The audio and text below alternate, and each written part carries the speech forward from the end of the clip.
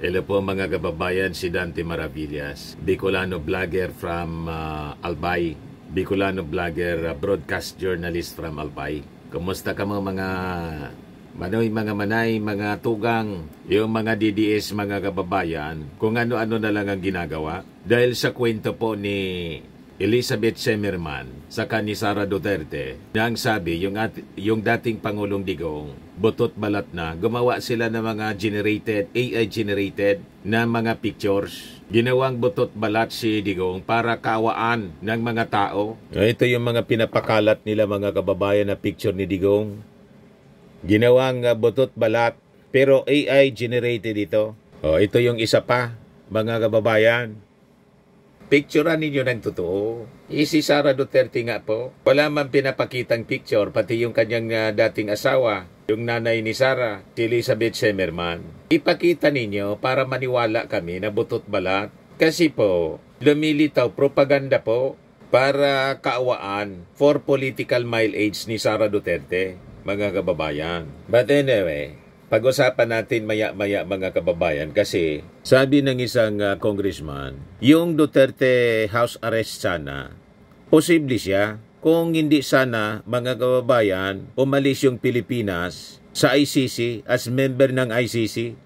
Talagang napasama po. Tama yung kasabihan kung ano yung tinanim mo, yung ang anihin mo. Backfire lahat yung mga aksyon na ginawa ni Digong. Natrap siya mga kababayan sa sarili niyang patibong. Ika nga. But before natin pag-usapan, dito muna po tayo sa ating joke time portion. Kaya po kasi nakalimutan ko mag-joke time. Ngayon na lang po. Padala ni Gilbert Bonillo. Taga rito lang sa amin. Sa kusina, nag-uusap yung mag-ama. Tanong ng kanyang anak sa kanyang tatay. Tay, ano po yung ulam natin? Sagot ng tatay, gulay para pampahaba ng buhay. Sabi ng anak, Tay, magluto naman po kayo ng karne kasi baka hindi na tayo mamatay.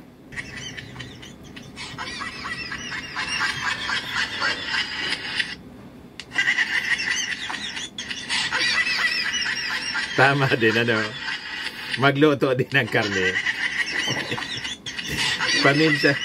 Paminsan-minsan dapat magkarne din mga kababayan. Baka daw hindi na mamatay. Laging gulay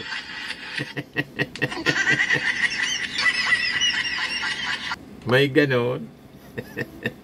Anyway, matik na po. 200 pesos. Padala mo na lang yung iyong GCash number. Isama na rin kita sa ating monthly draw. Pag nabunot ang pangalan po ninyo, 5,000 pesos ang cash prize. Pag hindi, sa December, sa grand draw, 10,000 pesos. Ngayon, yung mga gustong magpadala ng kanilang entries, mag-message na lang po kayo sa Facebook Messenger ko, Dante Maravillas. Kung hindi doon sa ating page, Dante Maravillas Vlog. Dapat ganun lang po. Maiksi lang na kwento, mga 2 to 3 liners lang po. At basta hindi bastos at hindi din nakakadiri. Okay pa? At siyempre dapat nakakatawa. So, balikan natin itong pinapakalat na mga pictures po ni Digong na AI generated po. Gumawa sila ng AI generated na butot balat para gawin po gamitin po nila sa kanilang mga propaganda. Yan Pinapakalat ni Chari Murphy. I would not be surprised if he looks frail and unwell now. At his age, he's injured so much. He does not deserve this. No one does. Only God knows what comes next. And the pain and impact it will have on millions of Filipinos and even others around the world. Yan po ang pinapakalat nila. AI generated siya po. Hindi man yan totoo. Fake siya po, mga kababayan. Kaya may nag-react po. Sabi ni Pine Yu Pedra Blanca, God knows hindi siya ganyan. Huwag nyo naman sobrahan. Ginawa niyong kawawa ang ating mahal na ang ating mahal nga. Hindi na diretso amahan. Sabi ni Nanite kagara. Kayo po, grabe naman tong mga tao kung makapag-post, kala nila nakakatawa, ginagamit lang para sa maraming followers. Yan, sabi ni JC Naraso, "May you rest in AI's eternal peace." Talaga po, sila po naglulukuhan. Di ba? Talagang may mga diferensya po sa pag-iisip itong mga DDS. Pati yung kwentong butot balat po, ginawang propaganda para kawaan ng ating mga mamamayan at sabihin, inaapi ng administrasyon, kinawawa yung dating Pangulo sa pag-surrender sa ICC. Mga kababayan, yun ang gusto nilang ma-achieve na agenda. Ginagatungan po ang damdamin ng mga tao para isipin ng mga tao napakasama ng ugali ng ating Pangulo, ng ating gobyerno. Kinidnap, pagkatapos isinurrender sa ICC at ito na siya ngayon, mamamatay na. Hindi nga natin maintindihan kung bakit ganun ang sinasabi ninyo. Sabi nga natin, buti pa yung mga pamilya ng mga na-AJK, pati yung mga abogado, the prosecutors, the lawyers of the victims ng AJK, ang wish nila sa dating Pangulo, humaba pa ang buhay to face trial. Pero kayo, bakit ganon? Kaya malinaw, pinapakalat nila yung kwento na butot balat para gatungan ang damdamin ng mga tao to gain sympathy. Yan ang kanilang objective. Yan sabi ni Masagnay, sila na lang din talaga ang naglulukuhan. Sabi ni Young RS, all his life, power and wealth lang na experience niya. Kaya konting hirap, akala ng mga DDS, hirap na. Lahat ng tao pwedeng pumayat o magkasakit, pero di lahat ng tao na may sakit, maraming pinatay kung malakas sila. Sabi ni Efren Angeles, you will see how he really look like come September in his first hearing. Just wait, it will be televised. Sabi ni Yasi, iba din talaga ang trip ng mga DDS, no? Sabi ni Maji, he asked for it though. Sabi ni Ricky Tenorio, mabubuhay pa yan ng 100 years na ganyan. Umpisa pa lang yan ng karma. Huwag ka mainip. Susunod na si Bato dyan, tapos si Inday. Sabi ni Ernie Pasco, ano yan, nagpapaawa? Sabi ni Nobi Ilikay, bagong script, butot balat. Sabi ni Boy George Villarama, talaga naman, dispirado na ang mga DDS. Pinamumuka nilang nakakaawa ang Panginoon nila, makuha lang ang simpatsya ng taong bayan. Ganyan talaga mag-isip ang mga sinungaling sa buhay na DDS, inutil sa bayan. Sabi ni G.R. Torres Antiquina, ayan na yung paawa effect nila.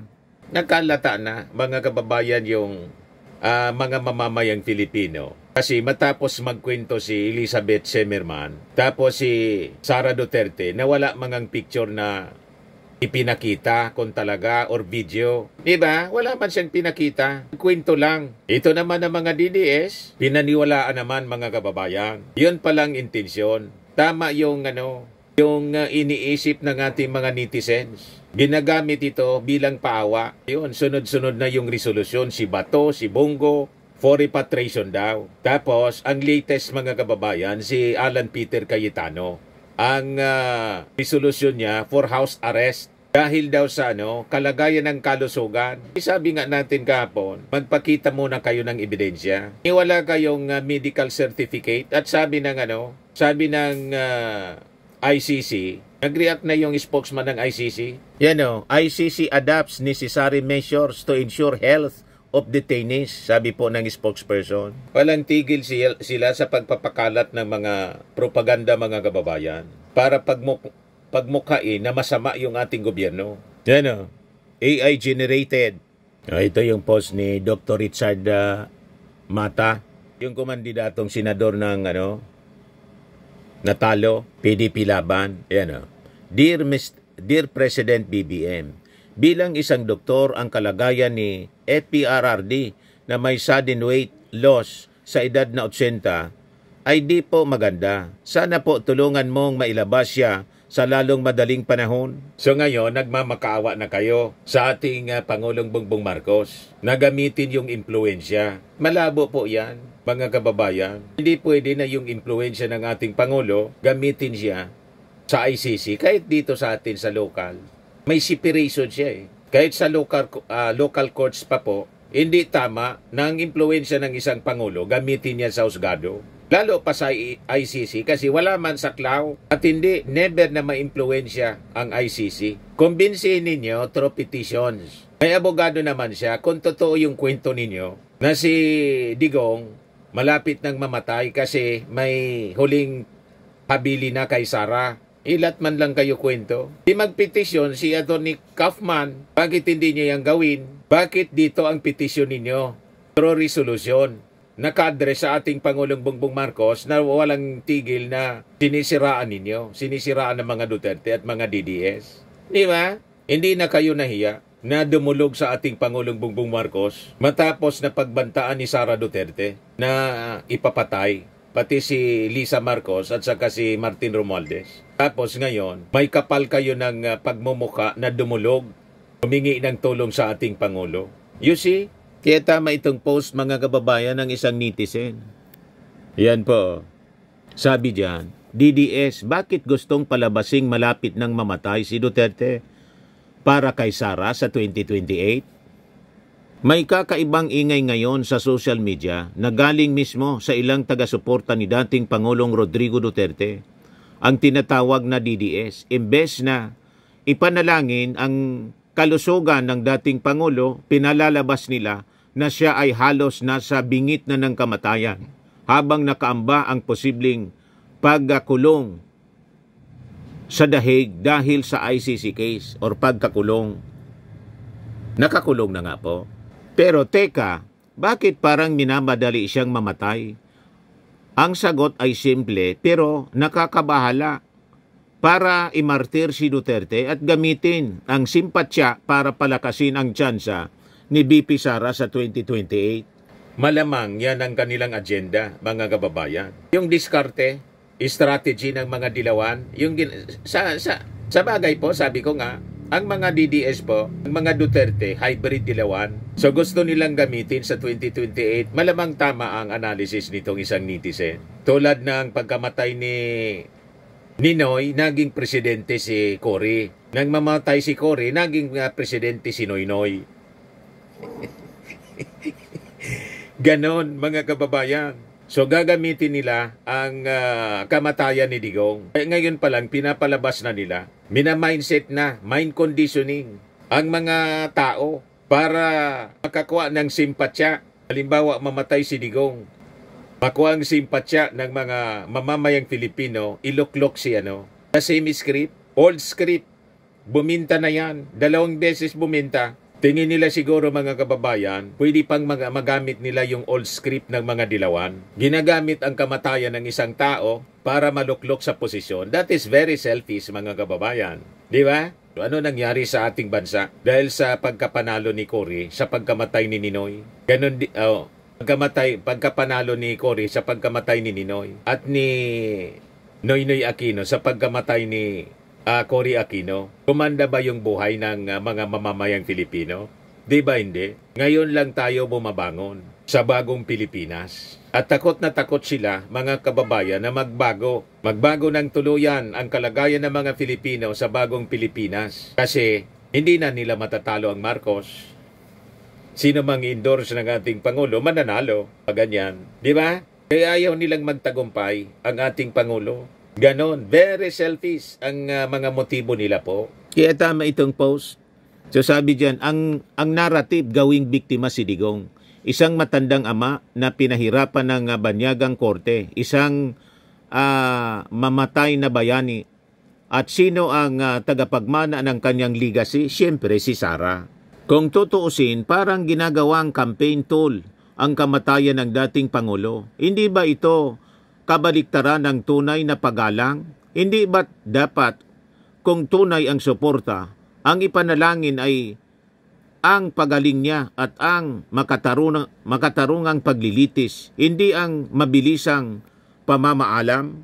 Baliktad nga po, ang wish ng mga kamag-anak ng na-EJK po, bumaba pa ang buhay ni Digong para maharap ang kanyang ang trial sa kanyang mga kasalanan. Yan ang wish. Yan ang prayer ng mga kapamilya ng biktima, pati ng mga abogado ng prosecution. Pero ito mga DDS, parang gusto nang mamatay si Digong. Ano yung motibo ninyo? Bakit gusto ninyong mamatay na? May uling apilin. Kaya ang tingin natin dito, it is a tool for their propaganda, mga kababayan. Naguling abili na si Digong. Yon ang kwento ni Sara Duterte at yung kanyang nanay. Butot balat na daw si Digong. Pero wala man picture. Ang ginawa nila ngayon, AI generated. Fake po yan. Hindi man yan totoo na ganyan, mga kababayan. AI generated. AI generated po siya. Hilig ninyong magpakalat ng fake news. Kaya gusto natin na itama itong mga kababayan na mga pinapakalat nila na propaganda at fake news. Mas malala pa ang ganitong narrative ay baka lalo pang magbigay dahilan sa ICC na madaliin ang aksyon. Kung totoo ngang malapit na siyang mamatay, baka nga isipin ng korte na dapat nang ikulong agad bago mahuli ang lahat. Kung totoo kayong Maka Duterte, bakit kayo ang unang nagpapalaganap ng malapit ng mamatay na kwento? Hindi ba't mas nararapat ang panalangin? Hindi mamartir para sa pansariling ambisyon. At sa huli, ito ang masakit na katotohanan. Ang ilang DDS ginagamit na lang si Duterte para sa sariling agenda at ang tanging tunay na layunin ay ang pag-upo ni Sara sa 2028. Kung mahal mo ang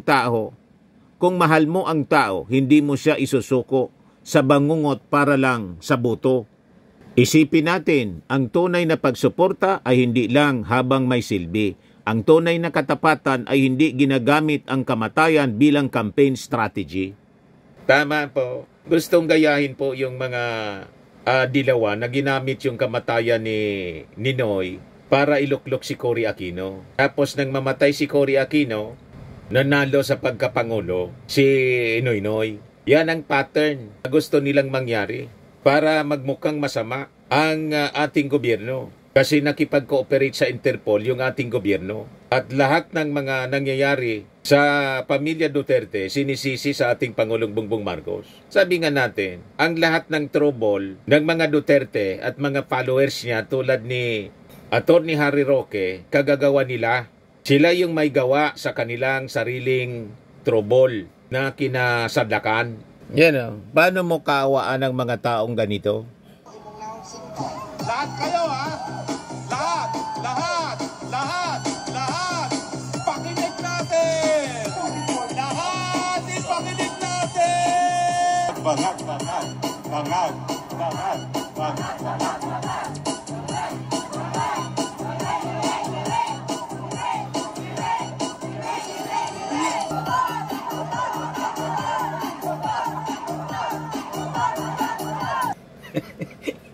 Mga buang na po, naging mga parang isip bata. Paano mo kaawa ng ganyan? Yan mga supporter siya ni Digong at ni Sara Duterte. Kaawaan mo ba ang mga taong ganyan? Hindi man sinasaway ni Digong, ni Sara Duterte. Ibig sabihin, nag-enjoy sila sa pangungutya, panginginsulto sa ating Pangulong Bongbong Marcos. Pagkatapos, magmamakaawa si Dr. Mata sa ating Pangulong Bongbong Marcos. Ano kayo? Siniswerte? Yan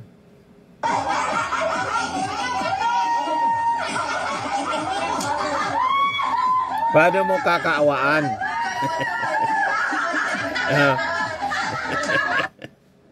Maawa ka sa mga taong yan. Dapat yan, dinadala sa mental hospital sa Mandaluyong City. Ang kita na ninyo? Ngayon, sabi ng isang congressman, yung request for Duterte's house arrest, posible niya sana kung ang Pilipinas hindi umalis as member ng ICC. Yan sinasabi natin. Gumawa ng patibong si Digong. Akala niya by analogy, parang gumawa ng patibong si Digong, pero ang nasilo siya man lang. Di ba? Ang akala niya makakaligtas siya sa kanyang pananagutan. Yung kanyang mga aksyon para maligtas, yun pala ang magiging patibong. siya ang napatibong, mga kababayan, na ang kanyang paniwala, kaligtasan para sa kanya. Isa pala siyang trap. Hindi niya alam na ang aksyon niya is a trap para sa kanyang sarili. Na-trap siya ngayon ng ICC. You see? So ang aksyon niya, mga kababayan, yon ang lalong nagdiin sa kanya. Nakakaiwas niya. Doon pa rin pala yung bagsak niya, mga kababayan. Worse, napasama pa. Yan o, sabi rito, a house arrest for former President Rodrigo Duterte can only be possible if his administration did not pull out of the Rome Statute that created the ICC. Sabi po ni Bicol Saro Party List Representative Terry Ridon. In a statement, sabi po ni Ridon, i-remind niya si Senator Alan Peter Cayetano, who authored a Senate resolution calling on the Philippine government to seek Duterte's interim release from the ICC while awaiting trial, that negotiations anya can only be done if a country is a member state. So nakita ninyo? So, ito yung sinasabi natin kahapon. Paano tayo makikipag-usap sa ICC para sa interim release na hindi na nga tayo member? O, di ba? Sasabihin ng ICC, bakit niya? Hindi na kayo memberan niya, di ba? Mag-member ulian niya kayo.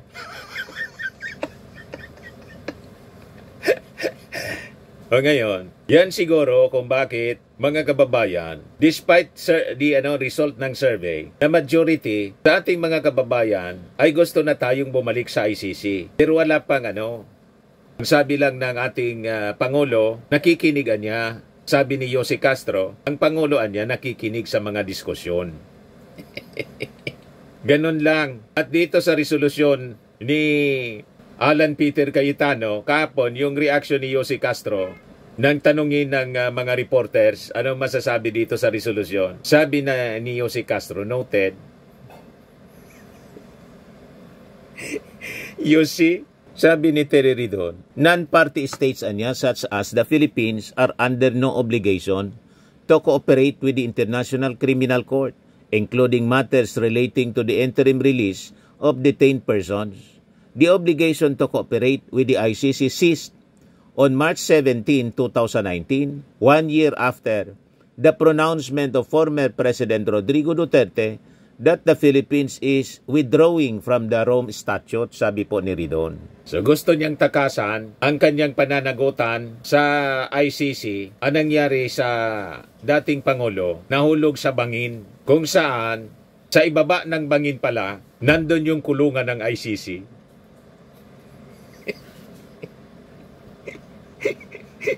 Tumatakbo siya, mga kababayan. Gusto niyang takasan yung pagkakulong sa ICC. Biglang natisod. Nahulog sa bangin. Nang magising siya, mga kababayan, matapos mahimatay sa sa pagkahulog sa bangin. Parang ganon yung kwento. Ano po? Nang may masmasa, nasa kulungan na siya. Yung binagsakan pala ni Digong, mga kababayan, sa pagkahulog sa bangin, kulungan, may pangalan ICC. You see? Minalas, mga kababayan. Ang tawag diyan talaga destiny, niloob ng ating Panginoon para po papanagutin ng kanyang pagmamalabis. Yun ang ibig sabihin niyan.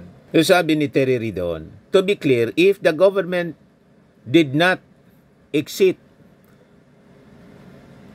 the Rome Statute, an interim release to the Philippines or a house arrest within a foreign Philippine facility, tulad ng gusto mangyari ni Alan Peter Cayetano, nasa embassy na lang daw, would have been a real possibility. This is not a possibility today as a result of the former president's decision to withdraw from the ICC.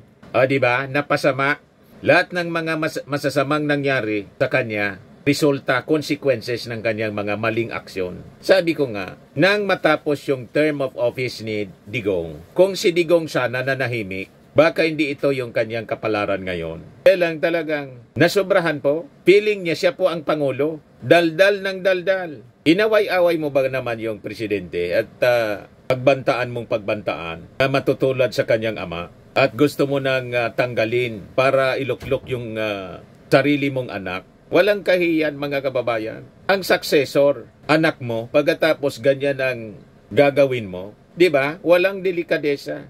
Si Sara naman po, mismo na siyang nag-appoint ng kanyang sarili as designated survivor. So tingin natin mga kababayan, iba sana yung kapalaran nila ngayon kung hindi nila ginawa ang mga pagmamalabis. Pagkatapos ngayon, hihingi kayo ng pabor sa ating Pangulo. Nasaan ang kahiyan ninyo? Talagang mga walang ya kayo eh. Di ba? Magre-resolution pa si Alan Peter Cayetano matapos ng mga ginawa ninyo na pangiinsulto, pangmamaliit, pagsasalita ng mga masasama laban sa ating Pangulo, tapos magre-resolution kayong ganyan. Naniniwala kayo na pagbibigyan kayo ng ating Pangulo? Grabe na po na anong tawag mo doon? Panggagago. Binaboy niyo lahat ang ating administrasyon, ang ating Pangulo. Tapos ganyan ang magiging request ninyo, mananawagan kayo, tulungan kayo para makalabas si Digong. Interim release dahil butot balat na si Digong. Isabi ng ICC, ang ICC niya adopts necessary measures to ensure health of detainees. So walang rason, mga kababayan, na pagbigyan ang interim release. Kung gusto ninyo, magpetisyon kayo sa ICC judges. Sa ICC mismo, hindi through resolution dito. Diba? Bakit hindi ninyo gamitin yung abogado, si Kaufman, na magpetisyon direkta sa korte? Bakit kailangang padaanin ninyo sa Philippine government na wala mang impluensya ang Philippine government kasi umalis na tayo? Ang dahilan ng pag-alis, si Digong. Gusto niyang makatakas sa accountability, natrap siya sa kanyang sariling gawa, sariling aksyon.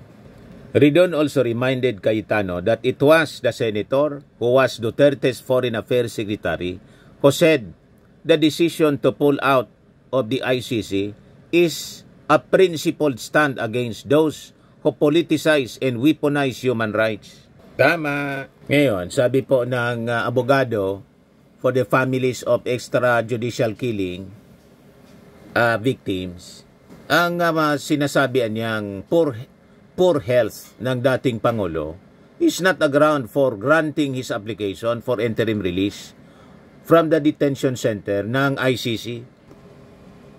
Sabi yan mga kababayan ni Attorney Gilbert Andres, Executive Director ng Center for International Law and an accredited ICC lawyer.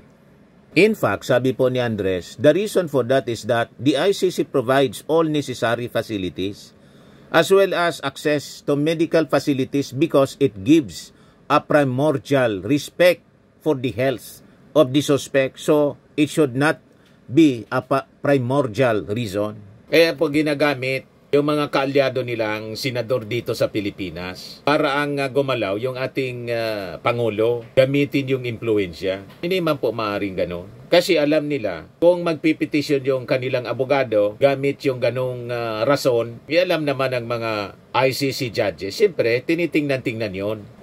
May camera yon sigurado, doon sa detention cell niya, kung kumusta ang kalagayan ng dating Pangulo. So, hindi nila mauuto yung mga judges. Kaya, kung halimbawa, ang petisyon galing sa kanyang abogado, siguradong rejected. Kasi siyempre, yung medical condition, alam ng mga ICC judges ang medical condition ni Digong. Di ba po? Kaya, magawa sila ng drama dito, mga kababayan. In words, yung narrative nila, malapit nang mamatay si Digong, ginagamit nila sa politika. So sabi dito, the prosecution has opposed Duterte's application for interim release. The victims actually conveyed their views and concerns with regard to the application for interim release.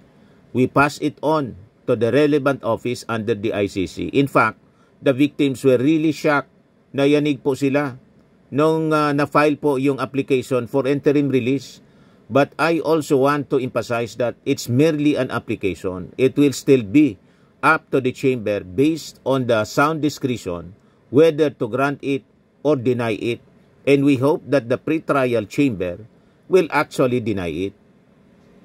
Based on ICC jurisprudence, sabi po ni Andres, we actually expected it to be dismissed, to be denied because no application for interim release has been granted by the chambers of the ICC. If the charge is under Article 5, crimes against humanity, genocide, war crimes, crimes of aggression. It has only been granted in 2 instances, but 4 offenses against the administration of justice under Article 70, and that's not the case for Mr. Duterte. Kaya malabo po na pagbigyan. Ngayon, sabi ni Bato de la Rosa, paano pamanan niya na maging threat sa mga pamilya ng mga witnesses? Matanda na si Digong. Matanda na nga, pero pwede siyang mag-utos sa kanyang mga aso.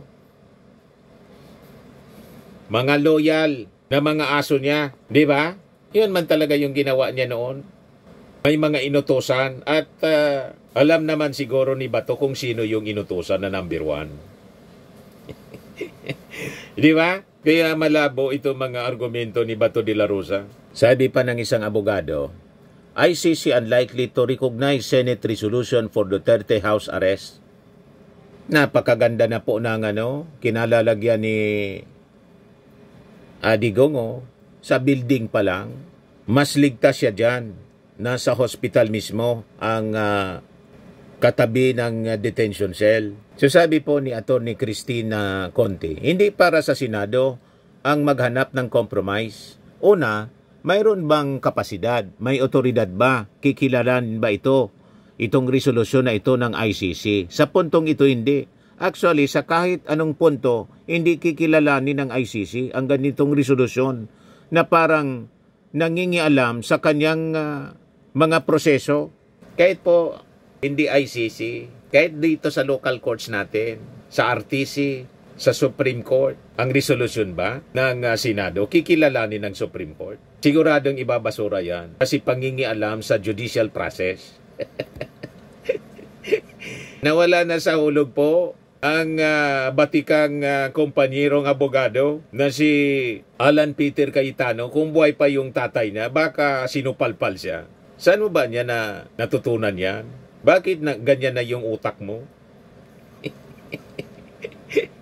Di ba? Bakit nasira na yung tuktok mo? Nagpasa ka ng ganyang, nag-file ka ng ganyang resolusyon, nag-draft ka ng ganyang resolusyon na malabo na pagbigyan. Di ba? Pangingialam sa judicial process. Kahit local courts, kahit MTC, Municipal Trial Court, hindi pwede na ang resolusyon ng Senado o Kongreso pagbigyan. Ayan ba yon ng local courts na mangialam yung Kongreso sa kanilang trabaho? Di ba po? Lalo na yung ICC. Itong mga resolusyon nila, useless po. Pang propaganda man lang po, mga kababayan. Pero ang epekto sa kanila, negative ang epekto. Lumalabas, mga nawala na sila sa katinoan bilang mga abogado. Di ba po? Baka napanood ni Atty. Conte yung vlog natin. Sabi pa niya dito, but Conte noted, the resolution appeared to have no proof of Duterte's medical status. Yan ang sabi natin. Paano nasabi na nasa masamang kalagayan na si Digong kasi butot balat na? May hawak kayong medical records? Dapat sa resolution, sabi ko kahapon, naka-attach yun, yung medical records. Ito ang prueba. Kaya kailangang umaksyon tayo. Magbakasakali through this resolution, pwede yun. Wala man po, kwento man lang ni Sara Duterte at saka ni Elizabeth Semerman na butot balat na. Maniwala kayo sa kwento nila. Ang kwento nila laging baliktad. Napakasinungaling yung pamilya. Lalo si Sara Duterte, napakasinungaling. At tapos bantaan yung ating Pangulong papatayin, pati si Lisa Marcos, si Martin Romualdez. Sabi ni Sara sa isang interview, sila man lang niya nagsabi ng ganyan. Hindi man daw siya nagbanta. Sila man lang niya nagsabi. Tapos maniniwala ka sa kwento niya, pangiti-ngiti pa nga po nang nagkikwentong butot balat at sinabi pa, okay man niya. Mas gusto ko nga niya na parang binata siya. Hindi niya naglaylay yung Maganda, parang bagayan niya sa kanya kasi diabetic siya. Kung matabaan niya, di mas peligroso sa kanyang puso. Siya mismo nagsabi po sa interview ng isang vlogger doon. Harap si Harry Roque. Si Harry Roque man lang ang gatong ng gatong. Wala niyang proof ng medical status si Digong. Mahirap naman po sa isang third party pa nga. Walang kinalaman si Senator Alan Peter Cayetano sa sitwasyon ni Duterte ngayon. Walang prueba na nakabisita siya at puro hearsay, kumbaga, ang kanyang basihan. Sa appreciation ng ICC, okay po sana kung mayroong facts to appreciate. Pero dito, wala. Mas lumalabas pa nga na ito ay political posturing ng one branch of government. In an interview with ANC's Head Start last month, Remulla said Duterte's interim release was not appropriate and could cause more harm than good. Nagsalita na po ang ating SOJ, Boying Remulla, patungkol sa interim release. At kung may ganyan pong mga suggestions mula kay Senator Alan Peter Cayetano, noted po, sabi ni Jose Castro.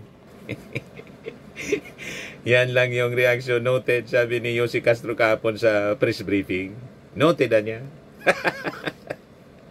Hindi ninyo mabubula, luloko ang gobyerno. Lahat pong sinasabi ninyo, talagang mahirap paniwalaan kasi noted kayo na mga sinungaling.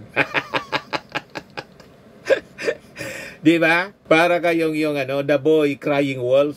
The story of the boy crying wolf. Na ang sabi sa kwento, yung bata, iloloko yung mga tao sa community. Sigaw ng sigaw, wolf, wolf, wolf, saklolo, saklolo, help, help, help. Niloloko na siya, ina-attack ng wolf. Pagkatapos, tuwang-tuwa siya ng sumaklolo, pinagtatawanan niya. Pangalawa, may naloko pa siya, sumaklolo pa rin. Pangatlo, nasanay na sa panluloko yung mga tao. Nang sumigaw siya, wolf, wolf, wolf, help, help. Walang sumaklolo. Yun pala, aktual nang inaatake ng wolf. Ayon, namatay yung bata dahil sa kanyang panluloko. Walang sumaklolo. Walang maniwala na sa kwento. Iyon ang nangyari ngayon sa mga Duterte. Wala nang maniwala sa kwento nila kasi puro baliktad. Puro kasinungalingan. Ayan ang makuha ninyo. Yan maawa ka sa mga taong ito.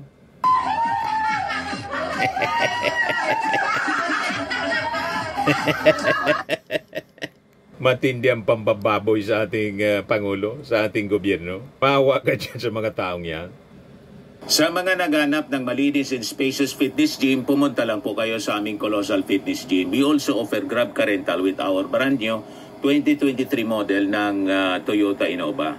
We also accept booking for those who are planning to travel via PAL, Cebu Pacific, and other airline companies, local and international, and bills payment for Meralco Bills, PLDT, Aleco Bills, etc.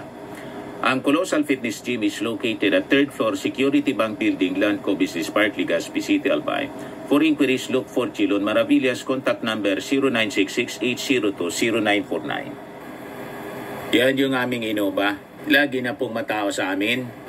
Pati mga foreigners po, tingnan ninyo. Mga British tourists sila.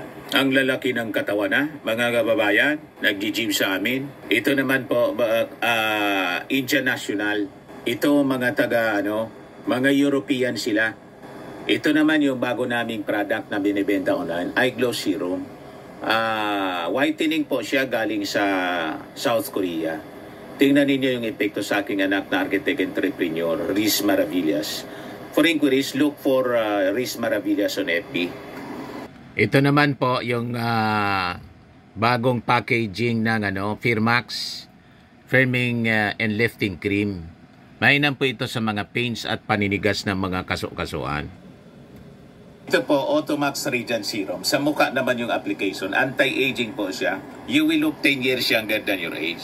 Ito naman po yung bagong product naming binibenta online. Amazing Pure Organic Barley. Powdered drink mix. Gawa po sa Australia. Yan po, ang dami naming stocks po. Endorsed by Manny Pacquiao, Marian Rivera, Aramina Piolo Pascual at si Maritoni Fernandez, isang cancer survivor po.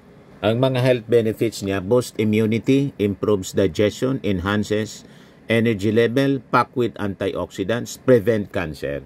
Sa mga inquiries ninyo po, dumiretso kayo sa aking anak na architect entrepreneur. Kung gusto ninyo po sa aking messenger, pwede po Dante Maravillas at Dante Maravillas blog page. Kung gusto ninyo na mag-negosyo po, mag-online selling po kayo. Huwag yung online gambling. Masisira ang buhay ninyo sa online na gambling. Online selling po para gumanda ang buhay. Di ba? Turuan namin po kayo, mga kababayan. Sa mga mahilig naman po sa imported bags and wallets, dumiretso na lang kayo kay Ma'am Eileen Rosales, Eileen Closet. Yan mga napakakagandang bag. Ito yung page niya, Eileen Closet, mga kababayan. Di ba? Napakagandang bag. Yan si Ma'am Eileen Rosales.